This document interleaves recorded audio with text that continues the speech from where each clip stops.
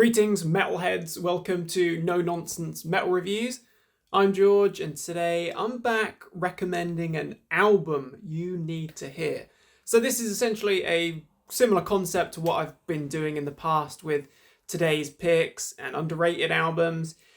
Also quite similar to the bands you need to hear recommendations that I do here on the channel. Essentially, I'm going to be recommending albums which I hold in high regard and that I personally feel are absolutely essential listening, and albums that I would recommend to any metalhead, any faithful fan of extreme and heavy music. So these albums won't necessarily always be my favourite band from the album. They might not always be the biggest, most successful, highly regarded albums from the band. They might not be the biggest, most commercially successful releases either, but they will always be albums that I, as I say, personally feel are top-notch albums which you should absolutely check out. If you're not familiar with, definitely something you need to get to grips with. If you're already familiar with it, maybe give it a revisit and let me know what your thoughts and opinions are. So, the first album that you need to hear recommendation is a bit of an absolute classic. So this band and this album, a lot of background story going on here. There's a lot behind the scenes.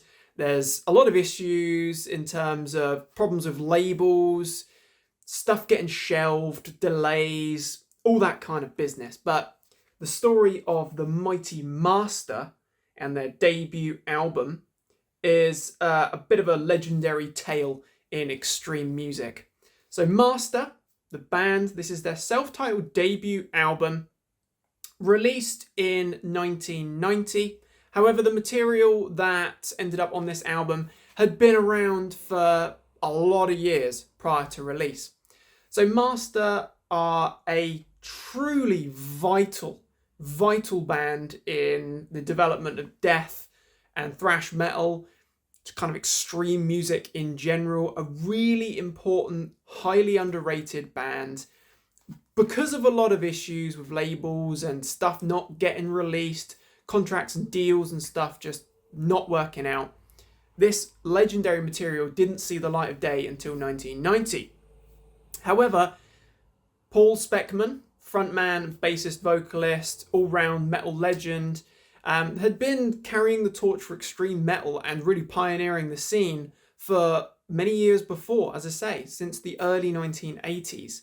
So I'm not going to go into too much detail about the history of Master and Paul's creative outlets, but essentially, Master came into existence in 1983 under the name of Deathstrike. So we did get an album from Deathstrike, a legendary underground classic album from Deathstrike.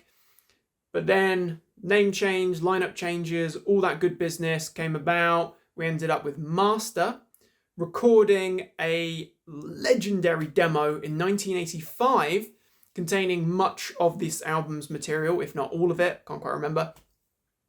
That material, because of label issues, didn't see the light of day until it was re-recorded properly for Nuclear Blast in 1990, and we then finally got this brilliant, brutal album.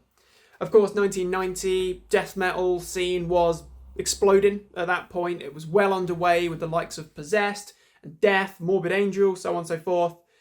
This version of the album, these tracks that we get on the original release, they are of course different. This 1990 version was actually a Scott Burns triggered mix exclusively by Scott Burns, Morrisound Studios, 1990. But as you can see, the unreleased album recorded Sea Grape Studios, Chicago, 1985. So this stuff was way ahead of the time, and it is a savage album.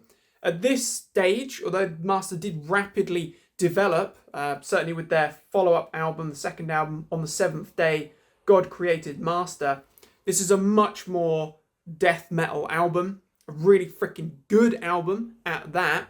And in fact, interestingly enough, this material from Master, the debut, ended up being recycled again, re-recorded because Nuclear Blast weren't happy with it, and coming out a year or so later as the Speckman project. with a different lineup. Paul alongside a different lineup under a different name. So getting back to Master, this album is freaking brilliant. It is a pioneering death metal release. However, it is very death thrash. Strong death thrash vibes in there, which is unsurprisingly because Abomination, Paul Speckman's other band, Abomination was in full swing by this point, releasing 2 exceptionally good underground classic death thrash albums, the self-titled album and Tragedy Strikes, rather. 2 brilliant albums, but this album is brilliant. I absolutely love it. I can't even remember when or where I came across this album. I don't remember the hows, but I'm glad that I freaking did discover this one because it is a monster. It is not an overly long album, but it is an absolute furious metal onslaught. So, although it is death metal, it's very early death metal. As I say, this stuff is actually predating a lot of that early death metal releases. You know, alongside the likes of Possessed and Death. It even predates some of those essential, hugely influential thrash metal albums, Rain in Blood, for example. But this stuff is definitely rooted in the kind of speed-driven, extreme styles of bands like Hellhammer. Certainly you can hear that. Venom, even the mighty Motorhead with that furious speed in there. There's obviously clearly a big influence of thrash metal in there. The early scene, the really unrelenting, raw, furious sounds. And I just love this album. It has so much aggression, has so much spite. Even with all the other business going on, there's actually resulted in quite a confusing mixture of versions on this album. As you can see, this is actually a 2017 Hammerheart Records reissue. We've got an original untriggered mix. We've then got, as well as rehearsal demos, on the second disc, we've got a triggered mix, the Scott Burns version, and then we've got the unreleased album as well from 1985. Regardless, this material is brilliant. I'm a speed freak. I love headbanging, fast and furious, toe-tapping, intense metal, right? And if you dig that, you are going to love this album. It is furious. Freaking love it. Bass, very high in the mix here. Paul Speckman's bass playing is not too dissimilar to Lemmy in the sense that it's very prominent. It's almost like played like a rhythm rather than, you know, a little fumbling bass line in the back. No, it's in your face. It's in the forefront. The riffs are thrashing. They are furious. They are absolutely blistering at times. I've actually got on guitars Chris Mittelbrunn. So it's a 3-piece, it's a power trio at this stage, and actually there's some pretty interesting lineup shots as well, I must say. So we kick off with a pretty furious intro of Pledge of Allegiance, a slightly different take on the US Pledge of Allegiance. It's also worth mentioning that a Master at this stage were based in the USA, however subsequently different lineup, different incarnation, obviously still alongside that legendary Paul Speckman, have relocated to Czechia. We then get launched into the absolutely blinding Unknown Soldier.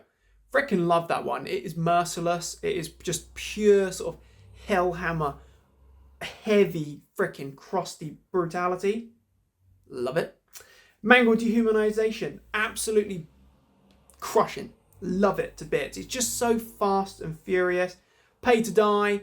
Full of that kind of punk aggression, but it's just so blinding. It really is fast, furious, Venom, Hellhammer-esque extreme music, but with a death metal thickness and down tuning to those riffs.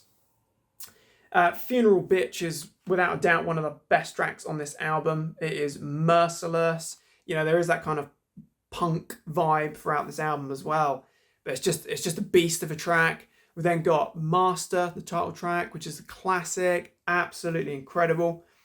We do have a bass solo, which you could argue is a bit unnecessary, but it really does work as an intro to a very interesting, very fast, very heavy version of Black Sabbath's classic, Children of the Grave. And it really does work. I know, we wonder, should that classic metal track. Should that really work in this context of Fast and Absolute Furious? It does, trust me. And actually it's become a bit of a master classic. They've kept that in their live set over the years. Re-Entry and Destruction sounds like an original demo, but it is caustic stuff. It is raw. This whole album is so raw, but Re-Entry, I don't know if that is actually just an original or something, or a stripped back version, but wow, it's raw. It's proper sandblasting your face off kind of stuff. Terrorizer, an instrumental track, I should say. But I do wonder, you know, not thinking too outside the box here, beyond the realms of possibility, but Terrorizer, I wonder if this could be where the name came from, perhaps, for that legendary US grind death metal band, Terrorizer. Just saying. And The Truth as well, another blinder. Absolutely crushing. It's a short and sweet, which is what I really love about it. Short and sweet, just full frontal death thrash attack. And it works. It absolutely works. This album and this band so deserve to be so much bigger and more well-known, higher regarded. This album in itself is just brutal. They did change and rapidly kind of develop into more of a death metal band, at times still with a very death thrash style, but this really does bear all that early thrash characteristics, destruction, so on and so forth, but also is very, very rooted in the Hellhammer Venom kind of style. The rehearsal demos, they're good. It's just a valid insight into the early rehearsals of these great tracks. The Triggered mix is also brilliant. Definitely worth checking out. Both versions are valuable and valid and thoroughly enjoyable. The unreleased album is probably, to be honest, it's probably the most original and kind of organic. It sounds much rawer, if that's even possible, but much more kind of stripped back. It is, of course, demo, but it sounds absolutely glorious. I freaking love it. Absolutely brilliant. So Master, this legendary band with their self-titled debut from 1985 to 1990, shall we really give it its full credit there. This material had been in the works for many moons. And actually, looking at some of the more recent live albums we've had from Master, most of these tracks still appear in that live set, which says a lot about this absolute underground classic. Absolutely brilliant. I freaking love it. Master from 1990/85. An album you absolutely need to hear if you love death, if you love thrash, if you love Venom, Hellhammer, Destruction, early Creator, that kind of stuff. You are going to dig this. Of course, if you're already a big underground death metal fan, then no doubt this is one of your favourites and you're very familiar with it. But if you're not familiar with it, do check out this legendary album. Master is an album you need to hear. And let me know what you think. So, check it out. Thank you very much for watching, my friends. Hope you've enjoyed this recommendation review. Do feel free to like, subscribe, share, comment. Support is very much appreciated, as always. Do check back soon for more reviews and recommendations of all the good, heavy things. There'll be plenty more albums you need to hear coming very soon. Take care of yourselves until next time. Listen to Master and stay freaking heavy.